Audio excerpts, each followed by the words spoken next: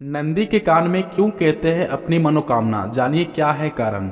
अक्सर जब भी हम शिव भगवान के मंदिर जाते हैं तो हम देखते हैं कुछ लोग नंदी के कान में कुछ कहते हैं, लेकिन क्या आप जानते हैं कि आखिर लोग ऐसा क्यों करते हैं? तो आइए जानते हैं। इसके पीछे मान्यता है कि भगवान शिव तपस्वी हैं और वे हमेशा समाधि में रहते हैं। ऐसे में उन तक हमारी मन की बात नहीं पहुंच पाती। इस स्थिति में नंदी ही हमारी मनोकामना शिव जी तक पहुंचाते हैं। इसी मान्यता के चलते लोग नंदी को अपनी मनोकामना कहते हैं। ऐसा कहा जाता है कि नंदी भगवान शिव का प्रिय है और भक्तों को विश्वास भी है कि नंदी ही उनका संदेश शिव जी तक पहुंचा सकते हैं। इसके अलावा और एक पौराणिक कथा भी है। पौराणिक कथा के अनुसार शिलाद मुनि नामक एक तपस्वी थे।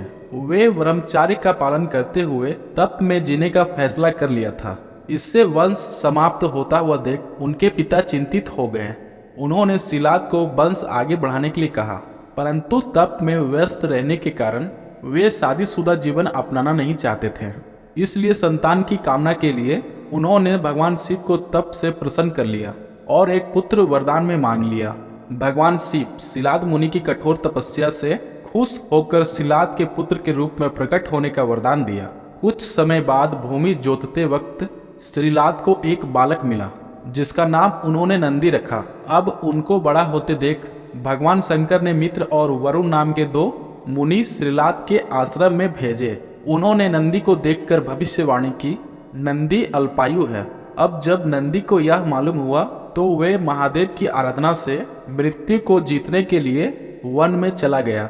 वन में उसने शिव का ध्यान आरंभ किया।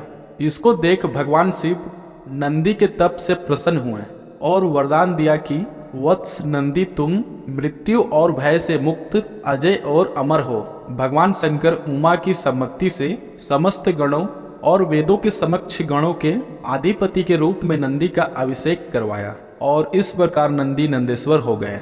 बाद में मरुतों की पुत्री सुयासा के साथ उनका विवाह हुआ। भगवान शंकर ने नंदी को वरदान दिया कि जहां उनका निवास होगा वहां नंदी भी विराजमान होंगे। कहते हैं कि तभी से हर शिव मंदिर में नंदी की स्थापना की जाती है। साथ ही ऐसा कहा जाता है कि अगर अपनी मनोकामना नंदी के कान में कही जाए तो वे उसे भगवान शिव तक जरूर पहुंचाते हैं। नंदी के कान में कही बात दूसरा कोई और ना सुने। जब आप नंदी के कान में कहते हैं तो यह ध्यान रखना महत्वपूर्ण है कि कोई भी आपकी बात नहीं सुनेगा। अपने हाथों को अपनी आंख से ढके और उन्हें इच्छा शक्ति बताएं। नंदी के कान में किसी को नोच नोच कर ना डांटे। यदि आप ऐसा करते हैं तो शिव जी क्रोधित होंगे और आपकी इच्छा अधूरी रहेगी। याद रहे, आप नंदी के कान में कुछ कहें इससे पहले आपको नंदी की पूजा करनी होगी। इसके बाद नंदी के दाहिने कान में विश्वास के साथ आपकी इच्छा कहे, भगवान शिव आपकी इच्छा जरूर पूरी करेंगे। तो इस पौराणिक कथा के अनुसार से नंदी के कानों में मनोकामना